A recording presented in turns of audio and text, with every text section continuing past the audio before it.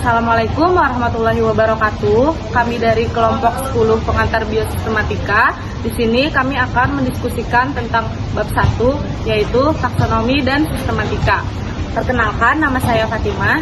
Perkenalkan, nama saya Nadia Pujianini. Perkenalkan, nama saya Retno Giri Pramono. Perkenalkan, nama saya Valerina Lailasana. Perkenalkan, nama saya Ahmad Riansa.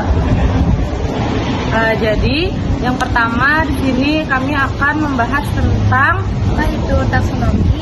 Jadi taksonomi berarti ilmu tentang tata cara pengelompokan makhluk hidup. Sedangkan sistematika adalah kajian ilmiah terhadap jenis-jenis dan keanekaragaman organisme serta segala macam hubungan di antara organisme-organisme tersebut. lalu kemudian yang selanjutnya itu ada mengenai Hubungan antara taksonomi dan sistematika. Taksonomi sendiri itu berfokus pada klasifikasi dan penamaan makhluk hidup.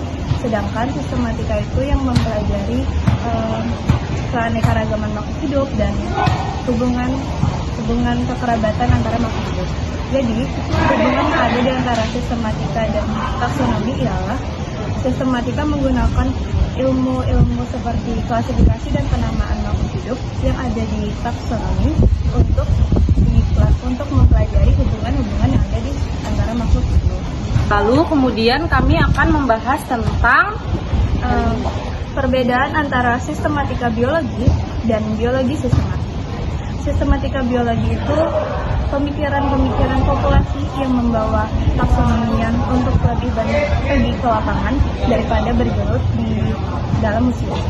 Karena karakter-karakter morfologi yang kian banyak, ditambah dengan ciri-ciri organisme hidup seperti tingkah laku, suara, kebutuhan ekologis, biokimia, dan fisiologi.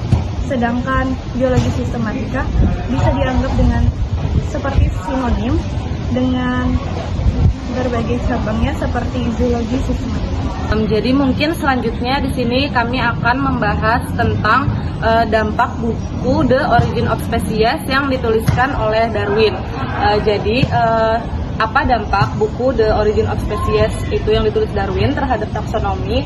Itu dampaknya adalah buku tersebut menuliskan atau menceritakan tentang evolusi makhluk hidup dari nenek moyang yang sebelumnya, bahwa Darwin menuliskan di buku tersebut bahwa manusia itu berasal dari nenek moyang yang sama.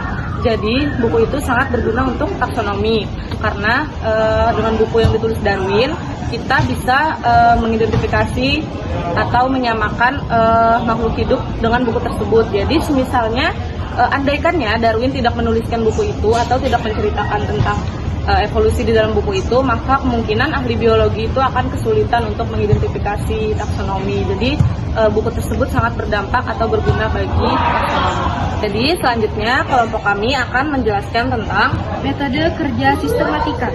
Metode kerja sistematika dibagi menjadi dua, yaitu pengumpulan data perbandingan dan pemakaian data perbandingan untuk menjawab pertanyaan spesifik. Nah, pengumpulan data perbandingan itu dibagi dua, yaitu dari organisme dan dari interaksi organisme tersebut. Nah, yang pemakaian data perbandingan untuk menjawab pertanyaan spesifik itu dibagi menjadi tiga, yaitu klasifikasi, proses evolusi, dan filogeni. Nah, selanjutnya taksonomi merupakan cabang biologi yang paling mencakup dan mendasar. Kenapa taksonomi bisa dikatakan yang paling mendasar? Nah, karena dalam KBBI sendiri itu mendasar memiliki arti permulaan dari persoalan yang lebih besar. Taksonomi merupakan ilmu yang sangat penting karena cabang biologi lainnya menuntut untuk membangun dan memperbaiki sistem klasifikasi. Nah, jadi agar dalam pengembangan ilmu biologi yang lain dapat berjalan dengan benar. Selain itu juga taksonomi juga diartikan sebagai cabang biologi yang